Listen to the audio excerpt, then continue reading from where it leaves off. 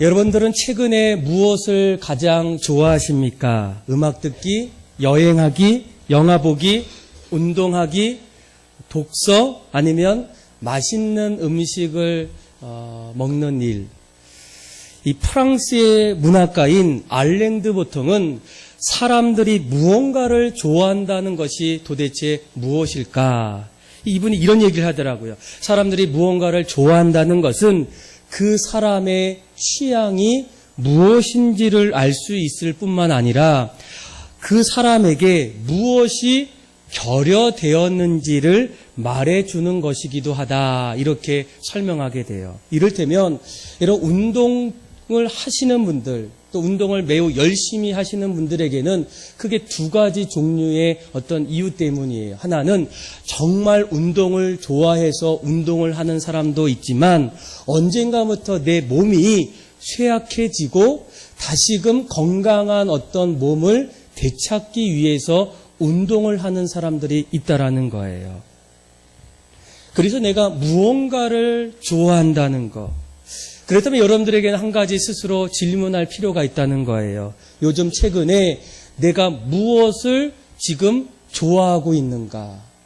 내가 사모하는 게 무엇이고 또 내가 부족해서 무언가를 할 수밖에 없는 일이 도대체 무엇일까? 여러분, 신앙의 사람들에게 있어서 무엇을 좋아해야 할까요? 여러분들은 하나님을 믿을 때, 예수님을 나의 구주로 믿을 때 우리가 좋아해야 할 일이 있다면 도대체 그것이 무엇일까? 아마 신앙의 사람들에게는 반드시 무엇이 필요합니까? 말씀을 좋아해야 한다는 거예요. 말씀을 사모하고 말씀을 그 어떤 사람들보다 가까이 하는 어떤 일들이 반드시 일어나야 합니다. 왜냐하면 이 말씀은 곧 생명이에요. 하나님의 말씀으로 사람을 살리기 시작합니다. 그 말씀이 역사하는 곳에 생명이 역동하기 시작해요. 말씀이 능력이고 말씀이 미래를 창조하며 말씀은 우리의 꺼져가는 어떤 영을 다시금 새롭게 할 수 있기 때문입니다. 그래서 오늘 우리가 읽었던 이 시편 23편의 말씀은 하나님을 믿는 사람이라면 누구나 다 좋아하는 말씀입니다. 심지어는 일반 사람들까지도 혹시 성경 구절을 알고 있을 때 반드시 읊어대는 말씀 가운데 하나가 바로 시편 23편의 말씀이라는 거예요. 그런데 왜 사람들이 이 시편 23편을 더 좋아할까? 궁극적인 이유가 무엇일까? 이런 23편 말씀을 한 절 한 절 읽다 보면 놀랍게도 그 안에는 우리 인생의 희로애락이 담겨있기 때문이에요. 그곳에는 인생의 기쁨도 있고 슬픔도 있고 삶의 희열과 고통도 있고 실패도 있다면 성공의 어떤 모습도 나타나게 돼요. 실패, 좌절의 골짜기 속에서도 다시금 승리의 정상에 이르는 그런 어떤 인간의 실제적인 어떤 모습들이 이 짧은 시편 말씀 속에 우리 인생의 한 면들을 아주 구체적으로 보여주는 말씀이기 때문에 어쩌면 사람들이 시편을 좋아하는 이유가 이런 이유가 아닐까, 이런 어떤 생각을 하게 된다는 거예요. 그런데 여러분, 더 중요한 것은 왜 사람들이 이 시편 23편을 더 좋아할까? 여기에는 우리 인생에 있어서 가장 중요한 한 가지 비결이 있어요. 인생을 살다 보면 험난하고 어렵고 또 힘든 어떤 그런 여정의 자리에서도 어떻게 하면 그 자리에서 무너지지 않고 실패하지 않고 실패하더라도 다시 일어설 수 있는 어떤 비결이 도대체 무엇일까? 그런데 그 비결이 오늘 우리가 읽었던 시편 23편, 특별히 오늘 1절 말씀을 통해서 그 비결을 함께 나누기를 원해요. 그래서 오늘 이 말씀을 통해서 돌아가실 때에는 정말로 우리 어떤 인생의 가장 중요한 것이 무엇이고, 또 오늘 1절 말씀을 보면 여호와는 나의 목자이시니, 도대체 하나님이 왜 우리의 목자가 돼야 하는지를 여러분들이 반드시 깨달으셔서 이 다윗이 고백했던 것처럼 또 인생의 삶의 자리에 목자 되신 하나님이 우리의 삶 속에 날마다 함께함을 통해서 오늘 1절에 고백한 것처럼 내가 무엇이 없도다 부족함이 없는 그런 어떤 인생을 하나하나 걸어갈 수 있는 그런 여러분들의 삶이 다 되기를 주님의 이름으로 축복합니다. 자, 그렇다면 이 다윗의 인생 가운데 하나님이 도대체 어떤 분일까? 우리는 도대체 그 하나님을 어떻게 알아야 할까? 그의 고백의 첫 번째 고백은 도대체 무엇일까? 가장 먼저 1절의 말씀을 같이 한번 읽겠습니다. 같이 한번 읽어볼까요? 시작. 여호와는 나의 목자이시니 내게 부족함이 없으리로다. 아멘.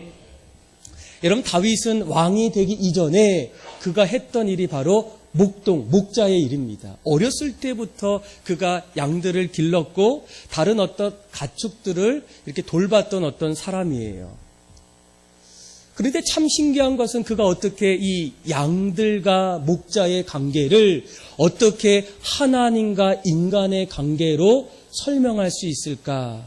도대체 그가 어떤 양들 또 목자의 어떤 모습을 통해서 그 안에 나타나는 양의 모습 속에 인간의 모습은 어떤 모습이고 또 목자의 모습 속에 하나님의 어떤 성품은 도대체 어떤 것인지를 그가 깨달고 난 이후에 오늘 말씀을 사람들에게 하나님 앞에서 고백하는 내용이라는 거예요. 자, 오늘 우리 이 다윗이 고백했던 이 말씀을 먼저 조금씩 이해하기 위해서는 양과 목자에 대해서 먼저 아셔야 합니다. 여러분들은 이 양에 대해서 얼마나 알고 계십니까? 그러니까 우리나라는 이 목양 문화가 아니기 때문에 양에 대해서 알고 있다고 생각하지만 사실은 잘 모르거나 틀리게 알고 있는 어떤 그런 것들이 많이 있다는 거예요. 여러분들은 양에 대해서 어떻게 지금 생각하고 어떻게 알고 계십니까? 보통 우리나라 사람들은 양에 대해서 이런 마음을 갖고 있어요. 양은 기질적으로 양순하고 사람의 말을 잘 듣고 다른 동물과 다툴 줄 모르는 순한 성품을 갖지 않았을까? 인간과 가까이 지내며 목축하기 위해서는 가장 적합한 길들여진 어떤 동물이 아닐까. 그래서 비교적 이 양에 대해서 친근하고 깨끗한 어떤 동물이다. 이렇게 인식하는 분이 있어요. 우리 한번 사진을 하나 보여주시면 보통 우리가 이 양에 대해서 생각할 때 지금 보여지는 이런 어떤 이미지를 갖고 있어요. 편안하고 순하고 또 인간이 좀 잘 이렇게 기를 수 있는 어떤 동물 가운데 하나가 양이 아닐까. 그래서 우리는 양들이 푸른 풀밭에 한가로이 뛰노는 그림 같은 어떤 장면들을 여러분들이 갖고 계시는 분들이 아마 많다는 거예요. 그런데 여러분 정작 중동 지방, 그러니까 양들을 주로 목축하는 그 지역의 사람들은 특별히 이라크나 아니면 이란 같은 경우는 이 양들에 대해서 보통 우리의 생각과 너무나 다른 생각들을 갖고 있어요. 그들이 생각하는 보통 어떤 통상은 이 양은 가장 상스러운 욕 중에 하나가 바로 뭐예요? 양 같은 사람이라는 거예요. 우리는 양 같은 사람이다 이러면 뭐라고 생각합니까?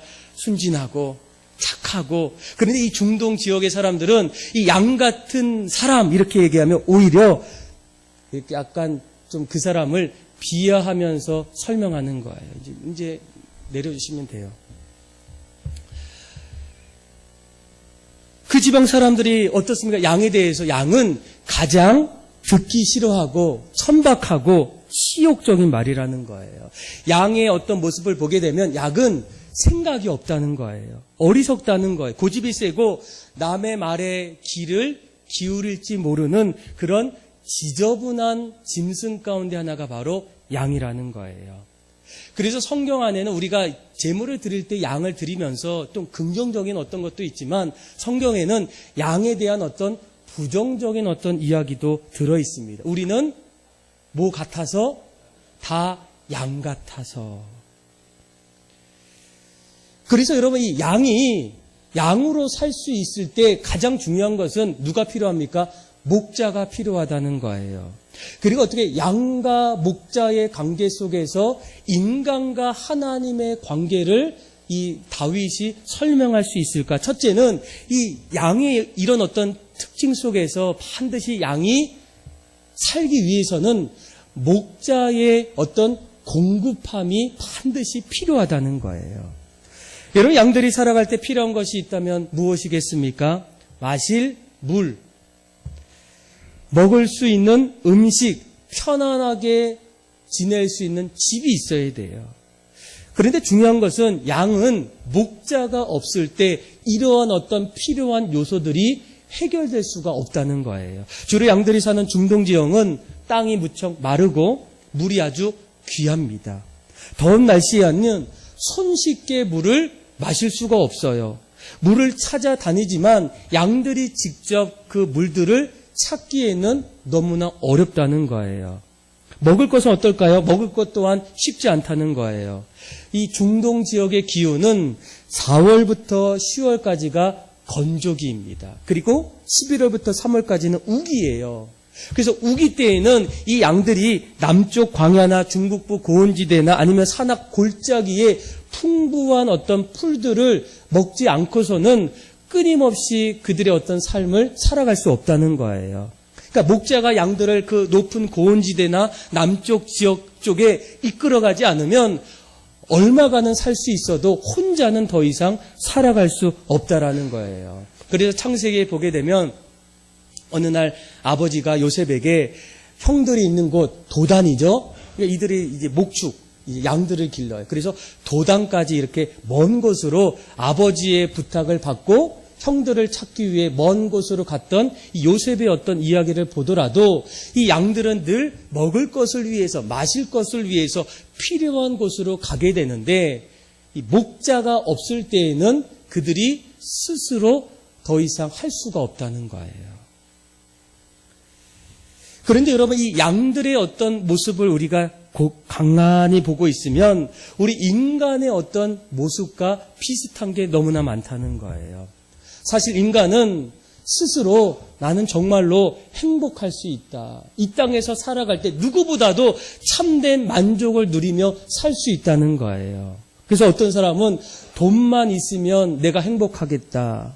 또 많이 배우면 내가 좋은 직장, 내가 하고 싶은 일을 하면 정말 행복하겠다. 또 좋은 남편, 좋은 아내만 만날 수 있다면 내 남은 여생은 정말 이보다 더 좋을 수 없다. 이런 어떤 마음을 갖게 된다는 거예요. 그런데 그것이 정말 채워졌을 때 채워지신 분도 있겠죠. 그런데 그때의 여러분들의 어떤 고백, 마음은 어떻습니까?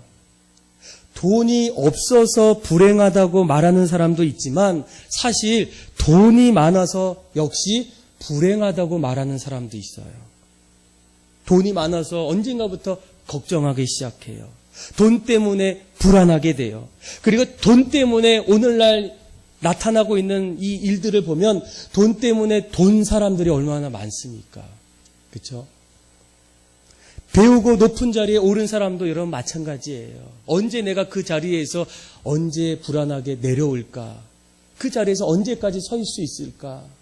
거기서 도대체 이제는 무엇을 해야 될까? 혼란스럽고 배웠어도 여전히 내 마음에 불안한 마음들, 걱정되는 어떤 마음들, 내가 원했던 그 직장에 들어가서도 늘 무한 경쟁 시대에서 날마다 기쁨과 만족이 있어야 하는데 우리 어떤 마음은 어떻습니까? 늘 하루하루가 불안해요. 걱정이 돼요. 염려가 돼요. 어떻게 될까? 미래에 대한 어떤 불안함이 날마다 우리에게 찾아오고 있다는 거예요. 내가 조금만 더 이루면, 가지면, 채우게 되면 점점 더 행복할 것 같았는데 근데 막상 살아보니까 어떻습니까?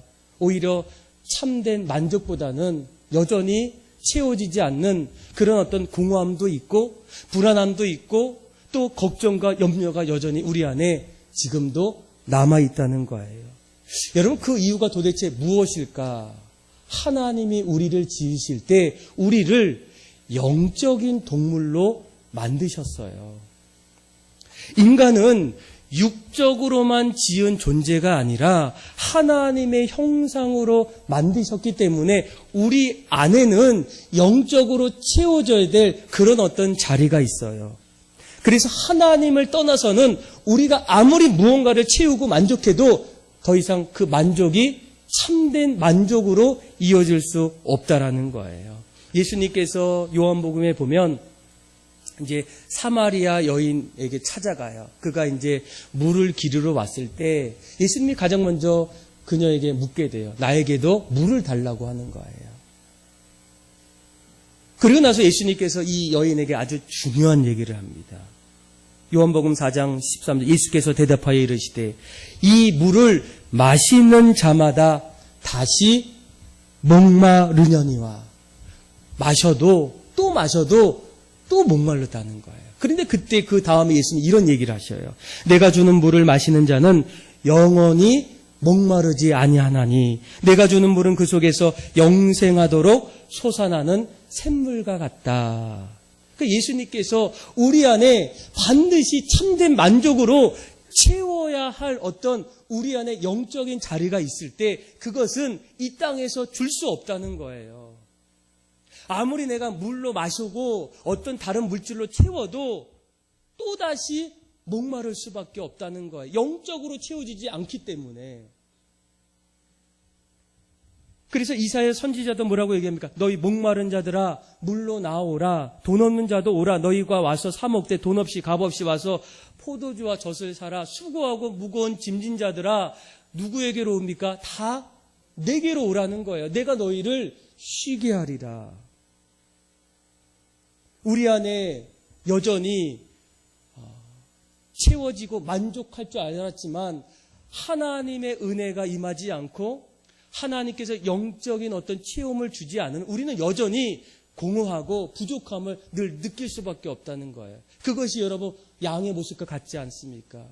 양도 스스로 살고자 하지만 이 목자 없이는 살아갈 수 없다는 거예요. 우리도 하나님을 떠나서 하나님 없이는 우리가 찾고자 했던 만족, 영적인 어떤 기쁨을 더 이상 목자 되신 하나님 없이는 누릴 수가 없다라는 거예요. 여러분 참 감사한 것은 요즘에 진짜 성도들 가운데는 교회를 걱정하시는 분들이 많이 생겼어요. 앞으로 이 교회, 하나님의 교회, 한국 교회가 도대체 어떻게 될까? 어떤 분들은 심지어는 교회가 지금 다 사라지고 있다는 거예요. 근데 저는 이런 말을 들을 때마다 물론 그런 어떤 보이는 현상도 있지만 아니라는 거예요. 반드시 교회는 무너지지 않는다는 거예요. 하나님이 세우신 교회는 절대로 무너지지 않고 하나님이 꿈꾸셨던 그 교회는 여전히 앞으로도 존재할 수밖에 없다라는 거. 왜 그렇습니까?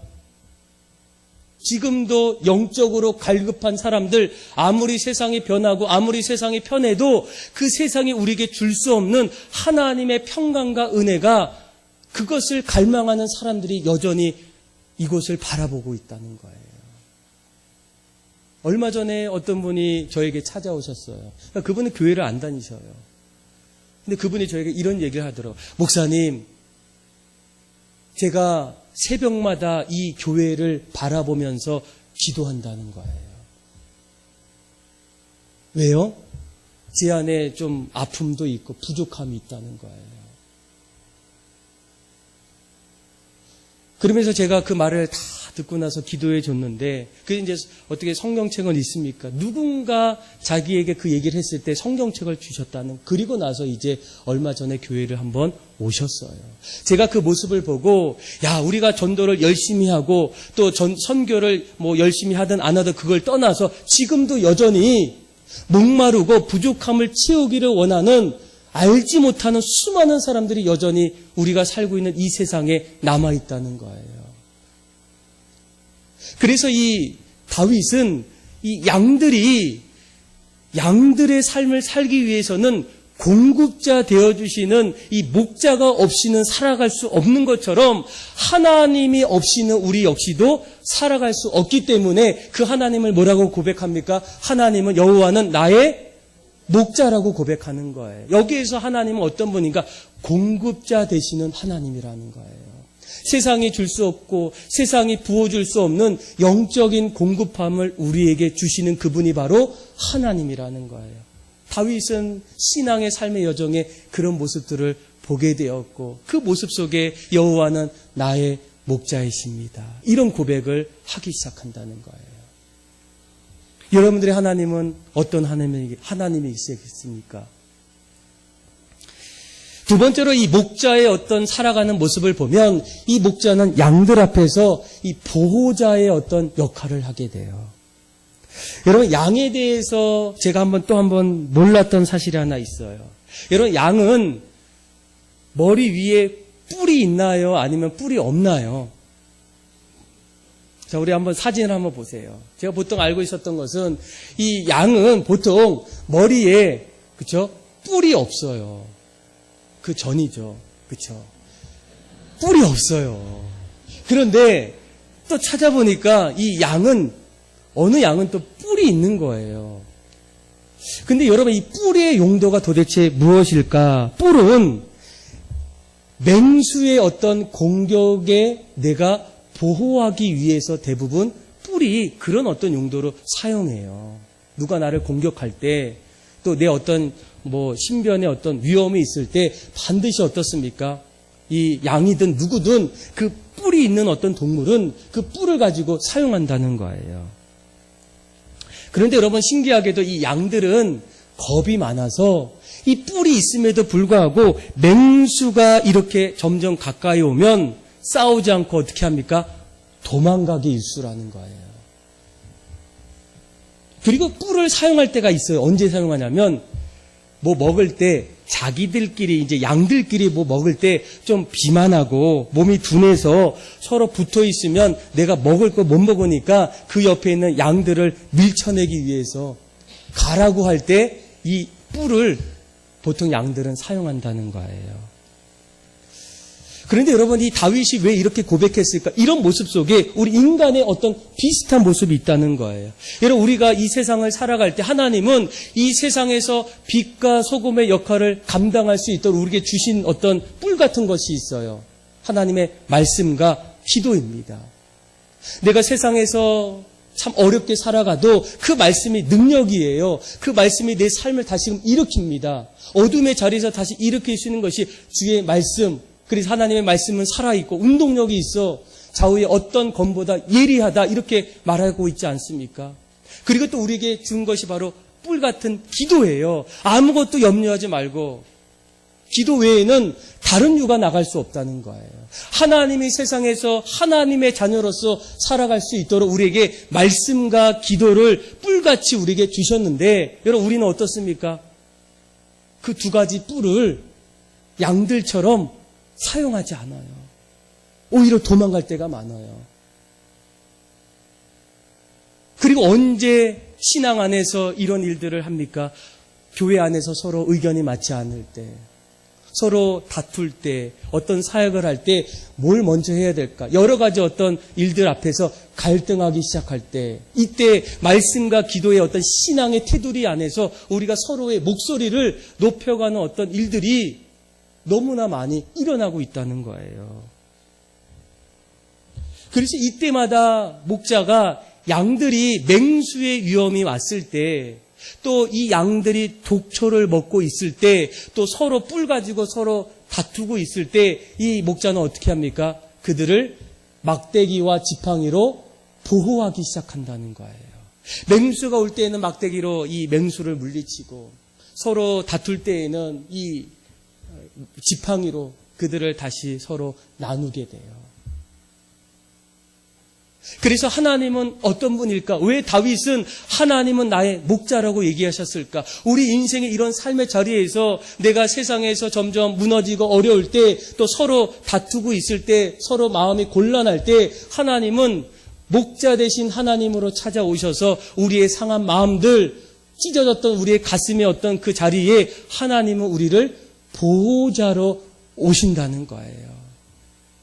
그래서 이 다윗은 하나님은 보호자 되신 나의 하나님이다, 이렇게 고백하고 있다는 거예요. 그분이 오시면 화평으로 사랑으로 우리를 안아주시고 서로 용서해 주시고, 그분이 바로 목자 되신 하나님이라는 거예요. 그래서 다윗은 이 양들을 볼 때마다 내가 목자로서 이 양들의 어떤 모습은, 우리는 다 양 같아서 우리 어떤 모습이 양인데 맞다는 거예요. 우리는 보호자가 필요하고 우리에게는 공급자가 필요하다는 거예요. 혼자 스스로 살고 싶은데 살 수 있다고 생각하는데 언젠가부터 살 수가 없다는 거예요. 이런 목자 되신 하나님은 어떤 분이겠습니까? 첫째는 목자 되신 하나님은 우리의 영적인 것을 주시는 공급자 되신 하나님이에요. 또 우리를 보호하시는 분이 바로 하나님이에요. 그럼 마지막 오늘 말씀 속에 이 다윗은 또 하나님이 어떤 분일까? 하나님은 이 목자는 양의 인도자가 돼요. 여러분, 이 짐승들의 특징 가운데 하나가 대부분의 짐승은 어디를 좀 가도 다시 스스로 집을 찾아올 수 있어요. 한때 우리 TV에서도 진돗개가 맨일을 찾아왔다 한번 이슈로 난 적이 기억나시죠? 근데 양은 어떻습니까? 한번 길을 가면 다시 못 돌아와요. 고개를 조금만 움직이면 이 시야가 이렇게 넓어져야 되는데 양은 늘 자기 코 밑에 풀만 보고 방향 없이 결국 이리저리 엉뚱한 곳으로 가는 동물이 바로 양이라는 거예요. 그래서 한마디로 양은 방향 감각이 한마디로 나쁜 동물이 바로 누구라고요? 양이라는 거예요. 그래서 그는 때로는 위험한 길도 갈 수 있고 또 낭떠러지 앞에서 쉽게 떨어질 수도 있고 또 내가 어디를 가야 될지 목적 없이 가는 어떤 그런 동물 중에 하나가 바로 양이라는 거예요. 그런데 여러분, 이런 어떤 모습이 여러분 인간의 모습과 비슷하지 않습니까? 우리는 목적대로 살아가야 되고 꿈꾸면서 살아가야 하는데 오늘날 많은 사람들이 오늘 이 시대를 7포 세대 이렇게 얘기하면서 그중에 6가지, 7가지가 뭐예요? 꿈이 없는 세대라는 거예요. 내가 앞으로 어떤 꿈을 가지고 살아가야 될지 이 모든 꿈들, 인생의 방향을 잃어버린 어떤 세대가 바로 지금 살고 있는, 특별히 여러분들의 자녀의 세대가 바로 꿈이 없는 세대라는 거예요. 먹기 위해서는 뭔가는 할 수 있지만 하나님이 이 땅에 우리를 지으신 원래의 어떤 목적과 비전을 발견하면서 살아갈 수 있는 그런 어떤 세대가 점점 어려워지고 있다는 거예요. 그래서 마치 우리가 양처럼 어떻습니까? 앞을 보긴 봐요. 그런데 그 앞만 보는 거예요. 그러다 보면 어떻습니까? 먼 곳을 바라보지 못하고 꿈꾸지 못하고 날마다 살아가는 어떤 양들의 모습처럼 어쩌면 우리 인간의 모습은 양과도 너무나 비슷하다는 거예요. 여러분, 이 믿음의 사람도 좀 유사한 기질이 있지 않습니까? 신앙생활 잘 하다가도 어떤 목적 또 어떤 욕심과 유익이 점점 찾아올 때 갑자기 바른 길을 벗어나서 엉뚱한 곳으로 가시는 분들이 있어요. 진리가 아닌 비진리 앞에 그 비진리를 붙잡다 보면 그 진리를, 그 방향을 놓치면서 살아가는 분들이 너무나 많다는 거예요. 그런데 이럴 때에 우리에게 누가 필요합니까? 우리의 길을 인도해 줄 수 있는 목자 같은 안내자가 필요하다는 거예요.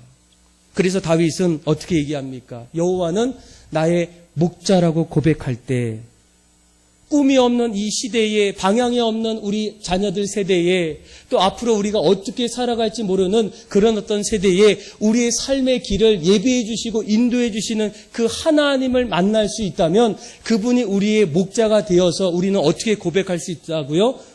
내가 부족함이 없다라고 고백하는 거예요. 그래서 여러분, 결국 양은 반드시 누가 필요합니까? 목자가 필요해요.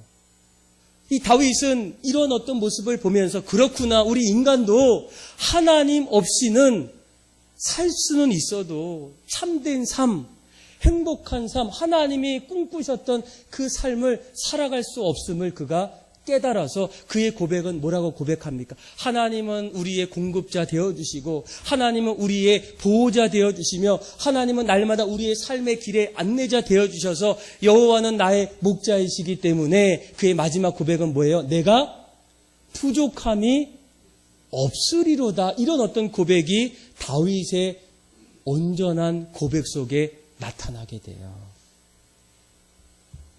사랑하는 성도 여러분, 정말 우리가 양이 목자 없이 살아갈 수 없는 것처럼 우리들도 하나님 없이 살아갈 수 없음을 깨닫기를 원해요. 우리 안에 정말 나의 모든 삶의 자리에 한 번뿐인 이 땅에서 인생 속에서 정말 값지고 소중하고 그리고 정말 하나님이 뜻 가운데 계획하셨던 일들을 하기 위해서는 무엇보다도 하나님이 누가 되셔야 돼요? 나의 목자가 되어주셔야 돼요. 하나님 나의 목자 되기를 원합니다.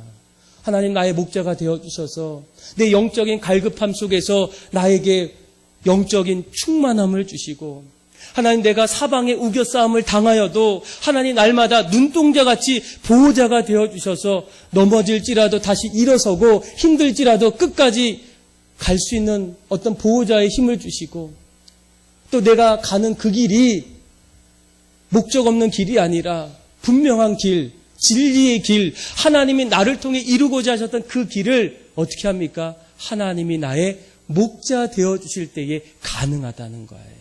저는 여러분들이 오늘 기도하면서도 하나님 나의 목자가 되어주세요. 나의 길을 인도해 주시고 내 삶을 보호해 주시고 내 영적인 공고했던 마음을 채워주셔서 이 다윗의 고백이 하나님 나의 고백이 되게 해주셔서 여호와는 나의 목자시니 내가 날마다 부족함이 없는 인생이 되게 하여 주옵소서. 이런 고백이 여러분들의 고백이 되기를 주님의 이름으로 축복합니다. 여러분 우리가 이 1절의 말씀에 아주 중요한 사실 하나님은 우리의 인도자, 우리의 공급자, 우리의 보호자라는 이 한 가지 사실을 우리가 깨달을 때 우리가 이제는 한 가지 중요한 결론을 하나 내릴 수가 있어요. 어떤 결론입니까? 양들이 목자에게 헌신한 것이 아니라 목자가 양들을 위해서 헌신했다는 거예요. 잘 생각하셔야 돼요. 여러분 양과 목자의 관계 속에서 누가 먼저 상대방을 불렀겠습니까? 양이 목자를 불렀겠습니까? 아니면 목자가 양을 불렀겠습니까? 목자가 먼저 양을 부르게 돼요. 우리는 죄로 인해서 이제는 더 이상 하나님과의 관계가 깨져 있어요. 그런데 그때에 하나님이 우리를 먼저 부르셔요. 하나님이 우리를 먼저 자녀 삼아 주셨어요. 그런데 우리는 이 사실보다는 내가 먼저 하나님을 부른 건 아닐까. 그런데 내가 하나님을 먼저 부르기 이전에 이미 하나님은 나를 먼저 택하셨고 나를 부르셨다는 거예요. 또 한 가지 질문, 누가 누구를 먼저 사랑했겠습니까? 양이 목자를 사랑했을까요? 목자가 양을 먼저 사랑했겠습니까? 요한일서 4장 10절에 사랑은 여기 있으니 우리가 하나님을 사랑한 것이 아니요 오직 하나님이 우리를 사랑하사 우리 죄를 위하여 화목제로 그 아들을 보내셨습니다. 우리가 먼저 사랑했다고 생각하지만 아니라는 거예요. 우리가 하나님을 사랑하기 이전에 이미 하나님이 우리를 사랑해 주셔서 이 땅에 예수 그리스도를 이 땅에 보내주셔서 자기 화목제물로 그 아들을 우리에게 담당시키셨다는 거예요. 여러분 이 사실을 반드시 여러분 먼저 아셔야 돼요. 내가 얼마나 하나님을 사랑해야 될까? 내가 먼저 하나님을 찾았지 아니라는 거. 하나님이 먼저 나를 택하셨고 먼저 나를 부르셨고 먼저 나를 사랑하셔서 이 땅에 자신의 독생자 예수님을 먼저 이 땅에 보내주셨다는 거예요. 이 사실이 바뀌어서는 안 됩니다. 또 한 가지 질문 뭐가 있어요? 누가 누구를 먼저 찾아갔습니까? 양이 목자를 찾았어요? 양은 방향 감각이 없어요. 갈 수가 없어요. 그런데 길 잃은 그 양 앞에서 누가 찾아왔어요? 목자가 하나님이 찾아오셔. 예수님이 찾아왔다는 거예요. 양은 본성적으로 제 갈 길을 가는 동물이기 때문에 더 이상 찾을 수가 없어요. 길 잃은 양처럼. 우리의 삶도 늘 하나님을 멀리하고 더 이상 가까이 할 수 없는 그 깊은 수렁에서도 하나님이 어떻게 하십니까? 우리를 먼저 찾으러 가셨고 그 안에서 먼저 우리를 부르셨다는 거예요. 그래서 여러분 우리가 이 사실을 깨달으면 오늘 1절 말씀은 아주 중요한 어떤 고백으로 바꿀 수가 있어요. 여호와는 나의 뭐라고요? 목자라는 이 말을 어떻게 바꾸냐면 여호와는 내게 헌신하신 분으로 우리가 바꿀 수가 있다는 거예요. 여러분 우리가 보통 헌신에 대해서 누가 헌신한다고 얘기해요? 아, 집사님 정말 헌신적이네요. 교회에서 주로 보통 얘기 많이 하죠. 헌신하셔야 돼요. 아, 요즘에 무슨 헌신하는 사람이 어디 있어요?